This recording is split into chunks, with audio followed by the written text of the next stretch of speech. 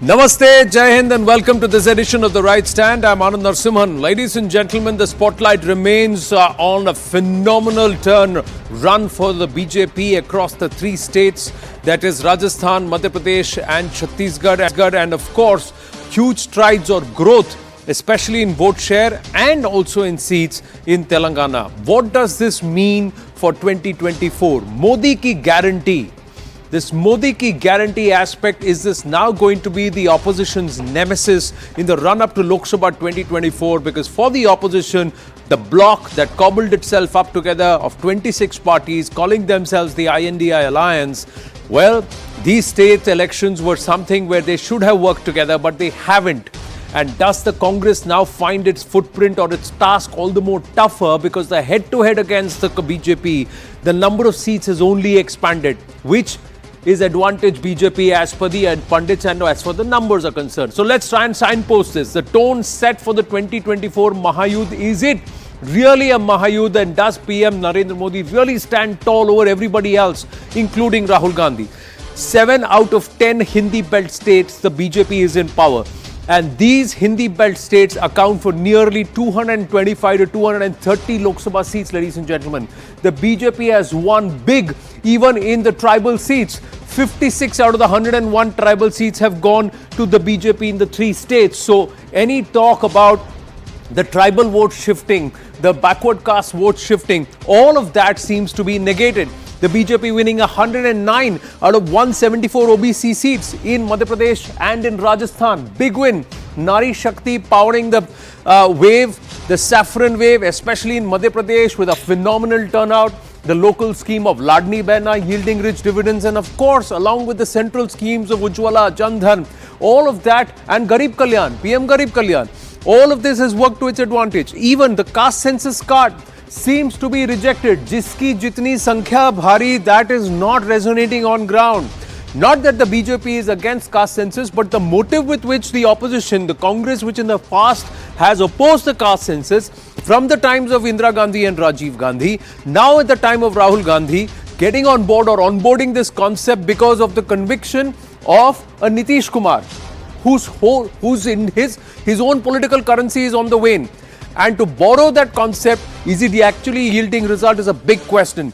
INDI Alliance, the future is in jeopardy because right now the Trinamool Congress seems to be skipping that meeting on the 6th of December.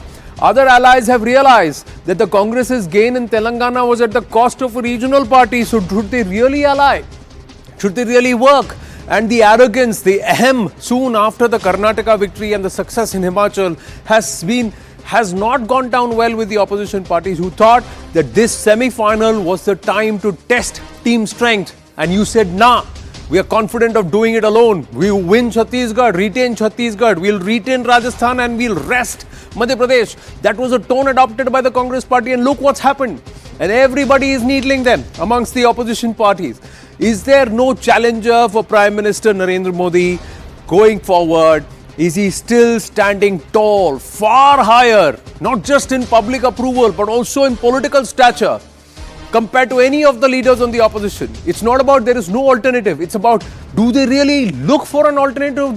Does the voter really want an alternative? That seems to be the question at this point. When we look at the story of 2024, is he on the roll? Is he set for a hat trick, a repeat of PM Narendra Modi? That's what echoed in Parliament. And somewhere, that's what Prime Minister Narendra Modi also indicated. अगर मैं वर्तमान चुनाव नतीजों के आधार पर कहूं,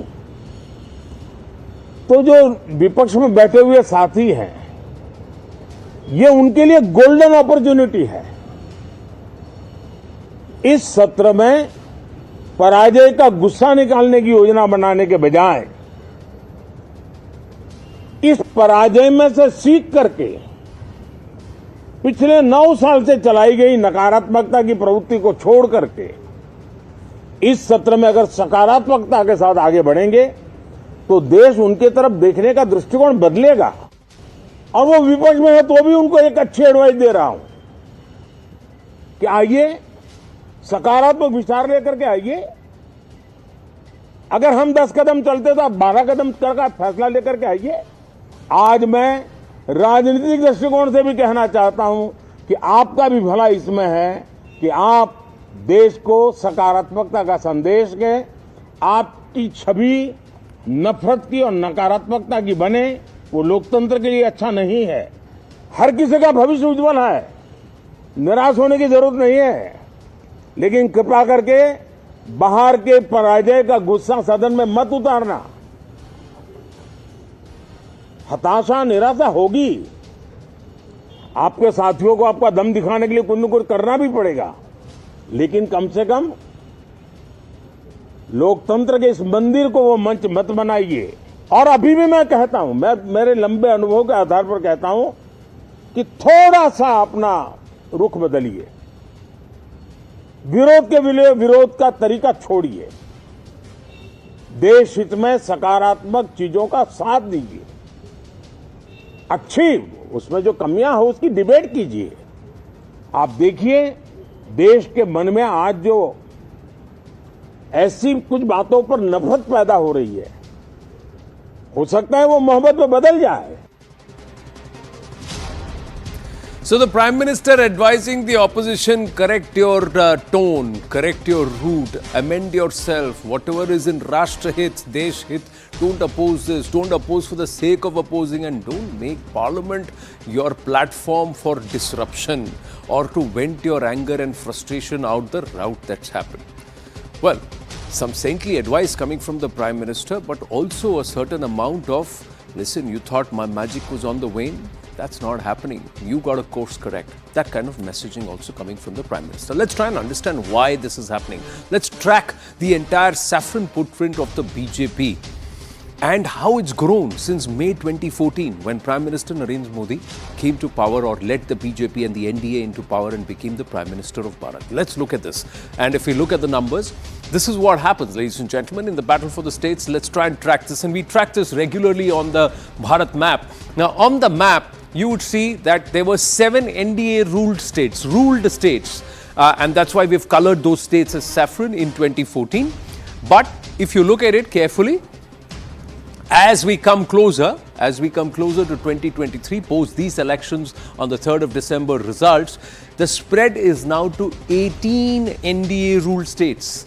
As of December 2023, 18. Mizoram has had a new government. They've said we're going to stay clear, we're going to work with the centre, but we don't want to ally either with the NDA, NEDA, or even with the INDIA bloc. But despite that, this 18 NDA ruled states that we now have the saffron footprint. So it's only grown, it's not shrunk. It shrunk in between in 2017, 2018, but then it's grown back by 2023. That's the difference. Now let's also consider another aspect. The important part is, where does this take or set the BJP up? Now, in the Hindi heartland, they have 7 out of the 10 Hindi heartland states. They are sitting pretty already on 170 out of 225 seats if you look at the seat to conversion ratio and the percentage that they occupied. Now, let's try and understand this arithmetic. There are 4,123 Vidhan Sabha seats pan-India, where the BJP is currently in power, or the MLAs that are, and the BJP MLAs are in 1,346 out of these 4,123 assembly constituencies. That's a 33% occupancy in 2018. That translated to a 56% conversion out of 543 seats to 303 for the BJP. Currently now, they are in 36%. So they have increased their presence in the Vidhan Sabha constituencies from 1346 to 1482 out of the 4,123. What does that now imply? Should we consider a ballpark 4% jump? That means 60% out of 543. That means the BJP is setting itself up to be on course to claim 325 seats in the Lok Sabha, ladies and gentlemen. Does this make the task for the opposition only difficult? Is the hat-trick in 2023, a clean sweep in 2024, only guaranteed? Hello, Moto.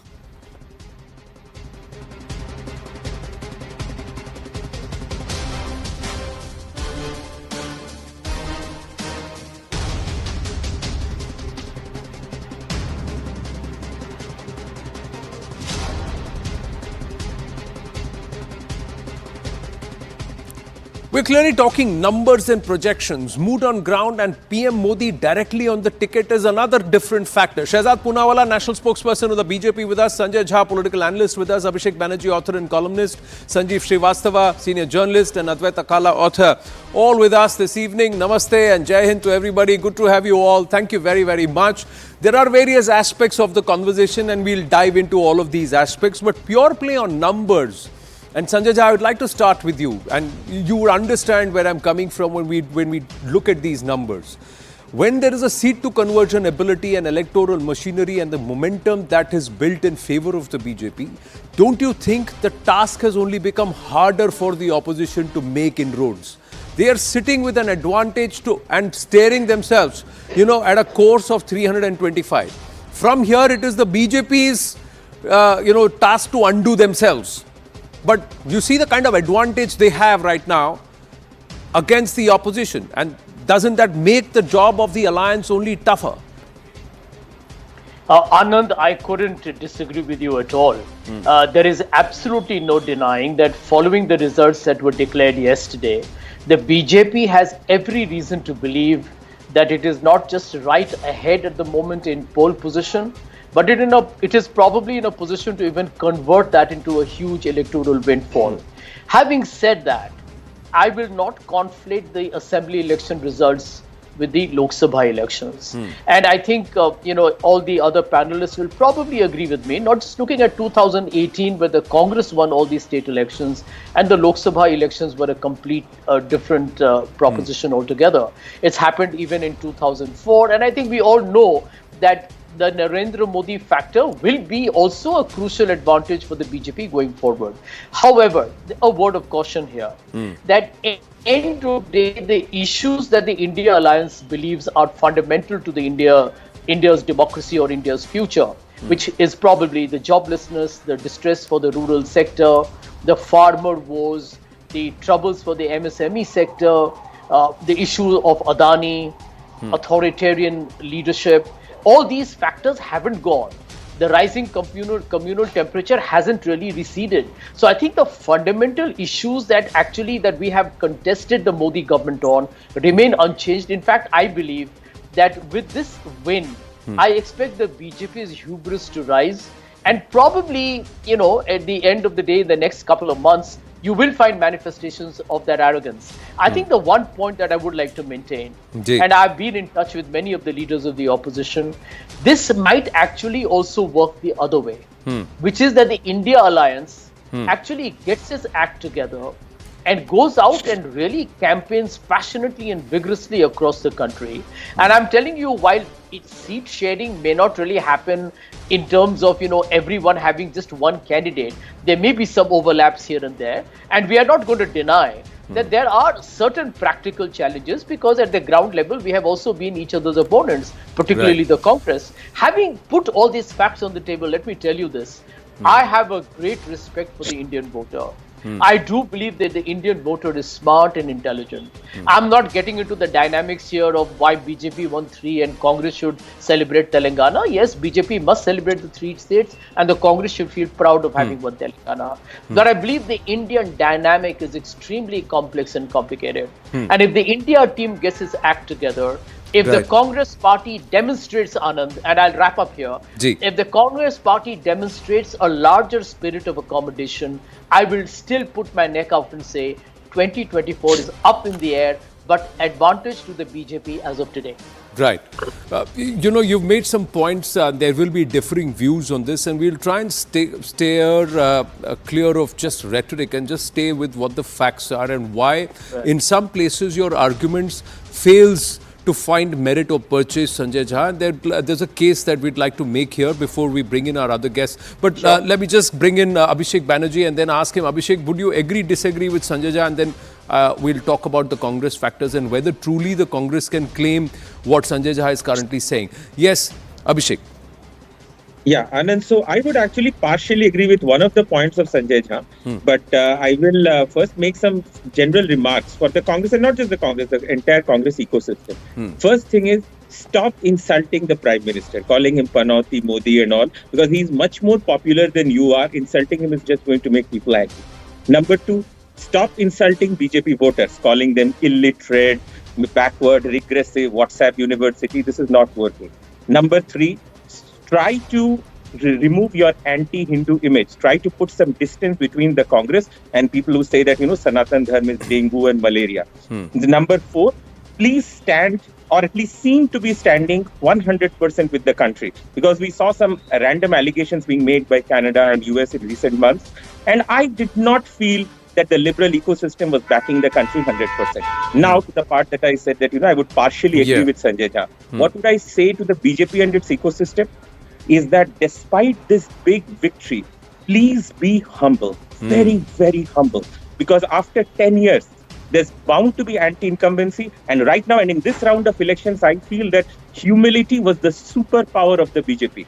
The Congress got carried away. They were listening far too much to random frustrated YouTubers. I'll take their names. Ravish Kumar, Ajit Anjum, Pragya Mishra, and all these nonsensical characters. The Congress and the liberal ecosystem were listening way too much to these frustrated people, and they thought that their anger and the interactions they were getting by saying random stuff about the Prime Minister is the public mood, and that is one of the reasons that made the Congress really underperform in these elections. Well, as peers or my colleagues or somewhere with part of the journalistic fraternity, I would not, underline any of these personal comments that you have made against some of these people. Whether I agree with them, disagree with them is aside. That's as a principled position. One would not want to take any jibes at anybody from the journalistic fraternity. But Abhishek Banerjee, your point well noted, and that's your point of view. That's the only thing that I'd like to qualify before bringing in Shehzad Poonawala on the aspect of the BJP fought this election with humility, and a lot of the netas, the big guns who had moved to the center when they were dropped and asked to contest assembly elections or Vidhan Sabha at the ground level, perhaps it was a lesson internally also that came from the top brass in humility. And that's somewhere responsible for the success that you're currently, bathing in. Shehzad, can you hear me? Is that my question? Yes, Shehzad. Yes, I can. I thought you said before you come to me. Okay. First of all, Anand, because your show is much watched entirely across the country, but particularly in the southern parts of the country, let me use your platform to tell all our karyakartas of the BJP, like President Nadda has instructed us and the Prime Minister has instructed us, all of us must stop all our political activities and help those who are in need in Cyclone Mijong, and we must go and help the administration there. So I want to use your platform thoroughly to reach out to all the karyakartas of the BJP, particularly in the south and the eastern coast, particularly to the people of Tamil Nadu and to the people of Andhra Pradesh. Thank you for letting me use your platform. Now, look, Anand, what is the verdict about? The verdict is about the following, that there is something called the Modi ki guarantee, and that Modi ki guarantee is basically Sarkar ki delivery, not dialogue delivery. It is Sushasan ki niti, where a government that has performed for 18 years gets another term to perform because there is pro-incumbency. For the first time in the lexicon of political history, we are using the term pro-incumbency, not anti-incumbency. We've seen anti-incumbency to the extent that governments of Congress haven't been voted back to power from 2011 onwards. Look at what's happened in Rajasthan and Chhattisgarh. 5 years done, dusted, gaya. Thirdly, there is Sangathan ki Mazbuti, and fourthly, there is Yuva and Mahila Shakti. For us, these are the most pious things, and this is what the verdict reflects. And like you have analyzed, in all the areas with all the cards that the Congress played, they tried to divide us on the OBC lines. The OBC areas have voted for the BJP. They have always tried to divide us on language and religion lines. Now they are trying to divide us on north and south. But at least I am glad about one thing. In the last 24 hours, the same Sanjay Jha, who's going viral on social media, it's a new feat for him, the same Sanjay Jha who said that this was a blow for democracy is now coming out and trying to be sanctimonious and is saying all these kinds of statements that no, they have won the elections, I'm very glad, this and that and the other. I agree with Abhishek Banerjee completely. Stop putting, 1 second, you'll get an opportunity to respond. Stop stop calling the voters of the BJP, the people of India, sometimes as Rakshas, sometimes putting them into this basket of deplorables category like Hillary Clinton did. You say that the North Indian voters have no brains. You said that after Amethi. You said that after Channi made a snide comment at North Indian voters. Now your Karti Chidambaram, Mr. Praveen Chakravarti continue to make this North-South divide. Stop dividing this country and stop the politics of negativism. Anand, just give me 10 more seconds. Ji. You know, the extent of Congress's negativism is that when UPI was launched and Prime Minister said that I want everyone to go for this digital payment, Chidambaram opposed it. Today, look at the state of UPI. The time when Prime Minister Modi hugged the ISRO chairperson so that he could get the confidence, they opposed that too. They made fun of it. When the Prime Minister boosts up the confidence of the Indian cricket team, they call him Panoti. When the Prime Minister says, I will name the point where Chandrayaan 3 landed as Shiv Shakti point, they have so much hate for Sanatan and Hindu Dharma that they say, why are you naming it Shiv Shakti point? You should have named it Jawahar point or something of that sort, maybe Sonia point. This kind of negativism, this kind of corruption and anti-incumbency that is driven in your states, this kind of negativity that you have, you must now start casting it away and perhaps start a new political vocabulary. See, sir, the lesson in humility, the lesson in humility goes all around. Arrogance is something which no political party can afford to have because the voter will punish them badly. Be it the BRS, be it the Congress or be it the BJP, everybody has learned this lesson. The BJP was taught this lesson in Karnataka, that you have to work together, you can't have egos and you can't take the voter for granted. The same lesson has been taught to the Congress party in Madhya Pradesh and in Rajasthan and in Chhattisgarh. The same lesson has also been taught to the BRS in Telangana. But one of the arguments that Sanjay you'd want to rebut, Shehzad, I know, Sanjeev and Advait have not yet spoken. Just one, this North-South argument and this whole thing about belief in the Congress's promises, that argument is a little specious, sir. Why? Because I'm just making this one. The Congress guarantee in Himachal Pradesh already just in 1 year, there is a huge sense of anti-incumbency, and in Himachal, because wherever the Congress has succeeded so far is because it's the only alternative. So Himachal Pradesh, two-way fight, there was anti-incumbency and that helped the Congress party win. But in 1 year now, today the claims are if you have election today, the Congress will lose. In Telangana, again, the anti-incumbency, it was against the BRS which helped the Congress rise, and also the diffusion within the BJP. Then they changed their state BJP president and there was a huge amount of issues within the BJP. The Congress cashed in on it. It's not their guarantees. Karnataka, again, it was anti-incumbency and the fight as far as the disrespect to the Lingayat community, which was the core vote bank of the BJP, that pillar was shaken. That was also something which was a huge factor. Rajasthan, if it was indeed the Congress's policies and its promises, then why did Rajasthan not vote in Ashok Gehlot?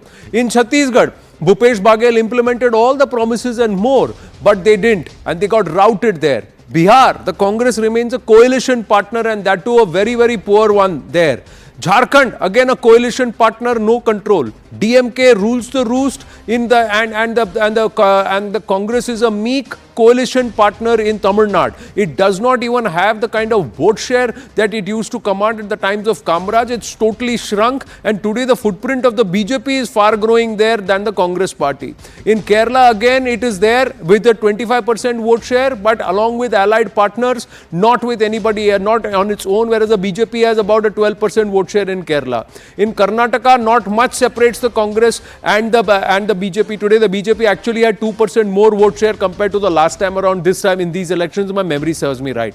The caste card has not happened, not worked for you because it flopped in Madhya Pradesh. OBC dominated seats, 67 seats, 48 to the UP, to the BJP. BJP 48, up by 19, Congress 19, down by 15. Rajasthan OBC dominated seats, 107 seats, BJP 59, up by 19, Congress 39, down by 10. So at all platforms, if you were to see Mr. Sanjay Jha, the Congress's claims, though tall, are not backed by the numbers. So, and the reason why the India Alliance could have been tested, the strength of the India Alliance could have been tested in the semi-finals, it didn't get tested was because of the same arrogance that you're accusing the BJP of having. Anand, a very quick short response and then answer Advaita and Sanjeev. very short answer to you. You remember that the Prime Minister, Mr. Modi, talked about a Congress Mukt Bharat when he became the Prime Minister in 2014. The Congress may have lost Rajasthan, Madhya Pradesh, and Chhattisgarh, two of these states that was expected to win. I believe that let's completely recognize one reality. The Congress remains the big threat to the BJP, and the Congress is not going away anywhere. I will agree with you because I know how the Congress works. The Congress is usually a victim of its own, I would call, as lethargy at times, and very often arrogance. It's a very toxic combination. Having said that, it has brilliant people. I think it's got the ideology that matches India's constitution. It has wonderful karyakartas. And I believe it has got a blueprint that India truly needs. Yes, there have been leadership decisions that have gone wrong. There are many things that the Congress could improve upon. But I can tell you one thing for a fact, that the Congress is also discovering as we talk, despite these three defeats, that it's getting its mojo back. And I'm telling you something, that politics has no permanent winners. It has no permanent losers. It has no and let me tell you, when it changes, the momentum can change dramatically. I'm very confident that despite these losses and despite the numbers that you have thrown, the BJP has also been at the receiving end of many a defeat, despite Mr. Modi being on the ticket. So things can change, and I'm very bullish that 2024 is still up in the air. When PM Modi is directly on the ticket, then good governance and his trust, his guarantee comes to play, sir, and that's a factor that the opposition... No, that's a factor that the opposition... Sir, that's exactly what I'm trying to tell you. That this time around in these three states, the whole diffusion was because only PM was on the ticket and the rest of the BJP was taught a lesson in humility. Please understand, you see the big guns who went there and they were given sink or swim options. That was the only option. You're also, sir, like I said, arrogance... The regional leaders are becoming irrelevant, which was a problem. Sir, no, regional leaders are relevant, but they cannot think that they can sit on their haunches once they come to power. Nobody can think. That is a simple example. Sir, Venkat Ramana Reddy is a standing example. Work in your constituency for 5 full years, serve the people there and reap the rewards. Even if a sitting incumbent chief minister or perhaps the challenger comes there, they all get defeated by at least 7,000 votes. That's the story, sir. That's the story that needs to be replicated across 4,123 assembly constituencies by the Congress or by the BJP if they want to have these handsome numbers and return the numbers at all points in time. Now the BJP has somebody like PM Modi. That's an additional factor. Sanjeev Srivastava and Advaita, and then I'll come to you, Shehzad. Please yield. Thank you. Yes, Sanjeev Srivastava.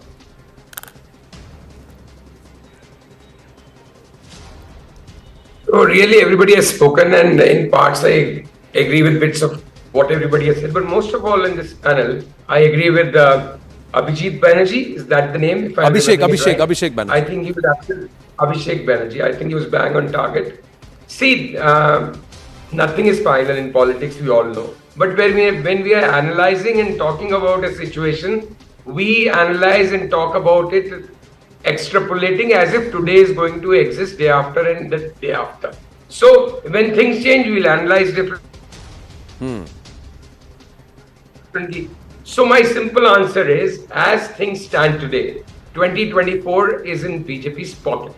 It's a done deal. There is no confusion. See, when you say the opposition won in 2018 these three states and still the BJP came back, there was a huge difference. Because we have been always saying that Mr. Modi is a big differentiator in national elections, but doesn't cut that much ice in the state election. That argument has been turned on its head to some extent in this election. Also, the north-south divide. I think we are missing the votes for the trees, for the trees, because the Telangana election result should be a worrying sign for the Congress party. Yes. The BJP's vote share has gone up. When we were traveling Telangana, we met a lot of voters who were saying this time they're going to vote for Congress, but in the national election, they're going to pump for Modi. So they're getting 14% vote share now. And the only reason the BJP really did not put up a good show in Telangana, everybody knows, they were seen as a party which was not keen on taking on KCR. But that's a done and dusted story. So my limited point is that if in Chhattisgarh, MP, Rajasthan, BJP has won so decisively, and these election results to me suggest that their performance in national elections, at least in Telangana and Karnataka, will be better than what the assembly results extrapolated will show. So I think 2021. See, I was very confident about a lot of things in my analysis as to how things are going to pan out post this and that. Maharashtra, Bihar, so crucial. But I think if Modi's thing cannot be stopped on a friendly turf, friendly pitch, like it was provided in MP, Chhattisgarh, and to some extent in Rajasthan, then there's no way it can be stopped in the national elections when people are in any case rooting for Modi above the opposition when you compare it with the Vidhan Sabha poll. So if things change in December end or January mid or end January or early February, I am entitled to revise my opinion. But today I can bet my shirt that it's 2024 is a done deal. One should now focus on 2029. It's finished.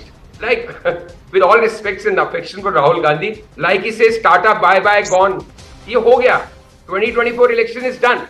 And I'm not particularly happy about the outcome, but it looks like that. See, but that's where the whole question is, Advaita Kala. These elections, did the Congress's arrogance hurt it? And does that now then compromise its position even within the alliance? Because did they say that we don't want any of your regional satraps, any of the other parties to come together in this and combine forces because ye hum khud hi jeet lenge?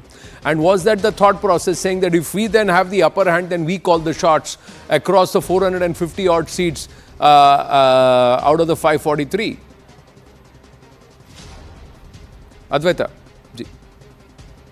I couldn't agree with you more, Anand, and actually I agree with Sanjay Jha as well, because I think there is a question of arrogance, and one of his tweets today clearly mentions that. And part of the reason for that arrogance is that you will have someone like Sanjay Jha sitting on the outside and not in the party, because they cannot listen to plain speak. Today I was watching the TV channels, and the SP and Congress were fighting with each other on live TV like they were sworn enemies. And we are a couple of months away from the election, and this is supposedly the alternative to Prime Minister Modi. It's absolutely appalling. In Telangana now, there is an issue over their Congress party leader, whether he's going to be chief minister, and there are already factions forming, like there were factions in Rajasthan, in Chhattisgarh, in MP. The same thing is happening in Telangana even before there is a swearing in. You have two factions forming. So I think the Congress really needs to understand that they are in serious trouble. And we say this like over and over and over again. The fact of the matter is you cannot compare the BJP and the Congress, because they're two different animals. They're two different political animals. You know, if the BJP is bringing in terms like pro-incumbency, the Congress has not won an election where it is an incumbent since 2011. It gets a shot by the voters and then it fails to be elected back. This has been happening over and over again. And then when it fails to be elected back, it blames the same voters for not electing them back. It creates this divisive narrative. I mean, it's a question of it's almost like the film The Body Snatchers. The Congress's mind has been snatched away by hardcore leftists. The kind of narratives they spew out. First it was the caste census. Now it is, and giving the caste census with such a twist. जितने I don't know how जिसकी जितनी संख्या भारी उसका उतना हक. Exactly. I mean, this is so combative to take something like and on the other hand, in their Telangana manifesto, they promised 4,000 crore for Muslim benefits and a separate IT park for Muslims in a 30 acre area, which was largely in a Muslim dominated area. So these are there are two contradictions. On the one hand, you are saying we'll give the minorities more or we'll give the Muslims more, and on the other hand, you are saying that jiski jitni sankhya bari uska utna hak. How can they are two polar? Now they're doing north and south. And now the north and south. And I'll tell you why the Prime Minister scores over them. And I want to say this. It is, and I said this in 2016, and I'm going to repeat it. The Prime Minister has formed a coalition of the poor.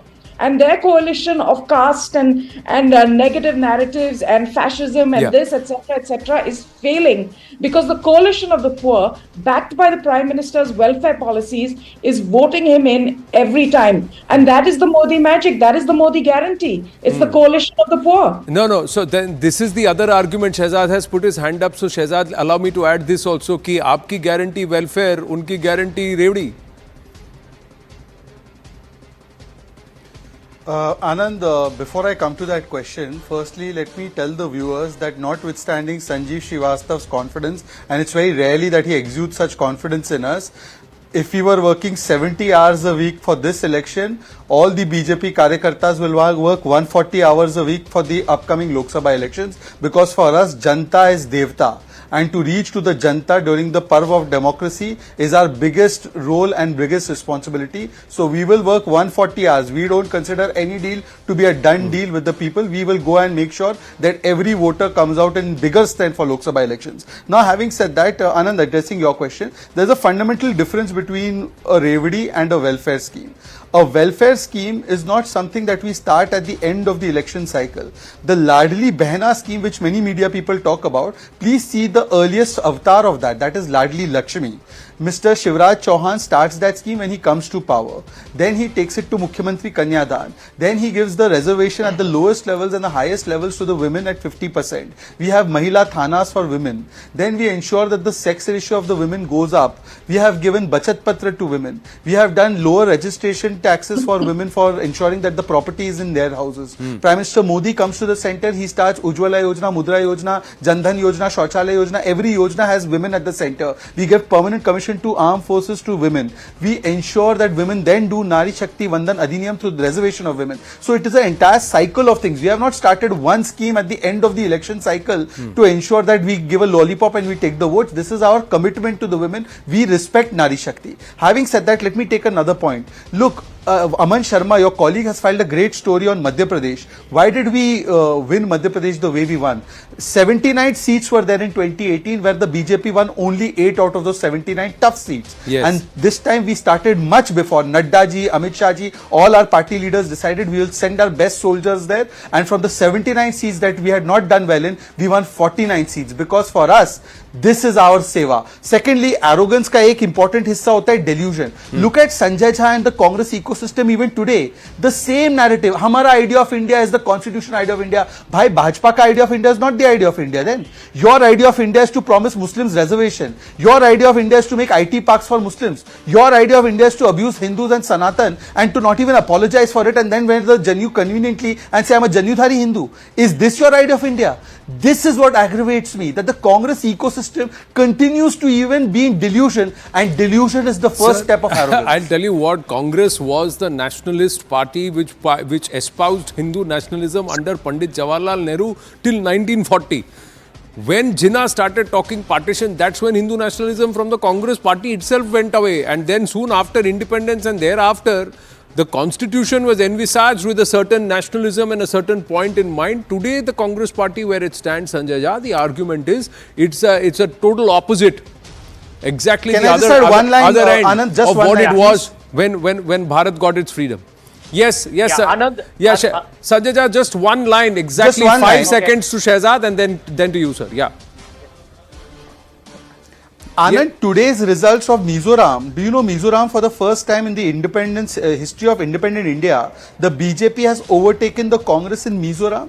We have won a seat where there is 98% Christian population. We are on 2 seats. Congress so- is now reduced to just 1. Correct. Almost eradicated from Mizoram. Yeah. After all their Rahul Gandhi staying there and their entire propaganda on Manipur. Correct. But the person who's actually come to power there is somebody who says, I want to be equidistant from the BJP or That's the fine. Congress. That's he fine. was We are a somebody weak who- party there. He's led by We are weak somebody. there. He's led We are by, weak there. and the party is led by somebody who guarded Prime Minister Indira Gandhi, the former Prime Minister Indira Gandhi. But yes, the Congress will claim we have a greater That's vote share fine. than One the day BJP. BJP BJP will will claim form we've government got there more also. seats than the Congress. But yes, Sanjay Jha, final 90 seconds on the show. Yeah. Yeah, Anand, since Shehzad mentioned Mizoram, let me tell him that your NDA alliance partner and the former Chief Minister of Mizoram, because he's now going to resign as the Chief Minister, did not want the Prime Minister Narendra Modi to come to Mizoram and stand with him on the same platform. You That be is a happy in severe that only. indictment. I didn't You be interrupt happy you. in I that. didn't interrupt you. Okay. And that is a severe indictment. You of be the happy in politics that. of- Don't see where Can Rahul I went and speak spent without days your and got one interruption? Okay, seat. Shehzad, Anand, let's can not we heckle, maintain please. certain We've clarity done, here? we've done 36, Don't we've be done so angry. 34, Yeah, we've done hang on, 34 hang on, minutes hang on. of sane Don't get debate. nervous. This one, please. Yeah, Yeah. yeah. Yes, Shehzad. So yeah, Please calm so down. end of Yes, day, that's yes, the yes, message Sanjay. of the vicious, divisive politics that you played in Manipur, where the Prime Minister, even after 7 months, has not made an appearance. But anyway, Anand, let me answer the bigger question that you mentioned here. I think the point that cannot be altered is that India at the ground level has serious problems. 1% of Indians own 40% of its wealth. And in the last 4 years, if you look at India's GDP, it's less than 4%. So, much talk about growth and equity. End of day, I would also like to take it forward here. Sir, Does the India government registered a of Mr. 7.6% Modi- Sir, What is he we've saying? got Can I say we've one got a word? population of 1.4 billion. To get that GDP up per capita up is going to take some time. The other thing is that Yeah. a lot of us, part of this panel, are also part of that 1%, including yourself, Sanjay Jha. So we also need to do Absolutely. little more about wealth So, creation and Anand, wealth distribution. Anand, Yes, Anand, so yes, here is Abhishek the- Banerjee, sir, I have to wind up, but Abhishek, he has been patiently waiting. He's hardly spoken for 40 seconds on the show. Yes, Abhishek. Yeah, I just want to Me contradict too, one me point too. that Sanjay Jha keeps repeating about this GDP, because one thing that should be noted is that during the UPA years, he should inform the viewers that India's GDP growth was the lowest among all the BRIC countries. And now you can go and see, we were overtaken by Exactly. Brazil and Russia during the UPA era. They used to be behind Wrong, us. Their fact GDP check. overtook I us want by a fact check. 2014. He's Go wrong. and check it, Sanjay Fact check. Jha. In fact, our Fact per check. capita GDP Fact growth, check. in both It is a GDP lie. growth and per capita It is a GDP lie. growth, we were the last a among lie. all the BRIC countries. Please Fact check check, it, it is a Sanjay Jha. lie. It's just a fact. You're lying. Anand. You're lying. Yeah, because Sanjeev, the Sanjeev, tenure of Sanjeev, period- Sanjeev, over the Sanjeev, tenure of Sanjeev, period, Sanjeev. the Yes, UPA Sanjeev. GDP was close to Yeah, 80%. Sanjeev, final Just 30 below seconds to you, China. Sanjeev. So at least Just I have below given China. everybody a He's minute lying. with some Abhishek getting more. Banerjee is lying. Yeah, yes, Sanjeev. No, Sanjay Jha, you're just I wrong. just want to say, You're just wrong. just because I said something which is not kind of expected from me, doesn't mean that it should not even be acknowledged. Why should our Clear. debates be so like prejudging analysts or panelists? That was my limited point. No, you make a fair point, sir. There is nobody judging anybody. Everybody is welcome to their viewpoint. And here on the right stand, we only encourage everybody to take the right stand as far as their point of view is concerned. And we listen to everyone. Nobody No, ever I'm told sure what you position to take. understand sir. what I'm trying Yeah, to say. sure. And I think Shehzad is also smiling and he's acknowledging that. Always a pleasure to speak with all of you. Thank you very, very Thank much. you. Thank you very, very much. Thank you. Namaste. Thank you.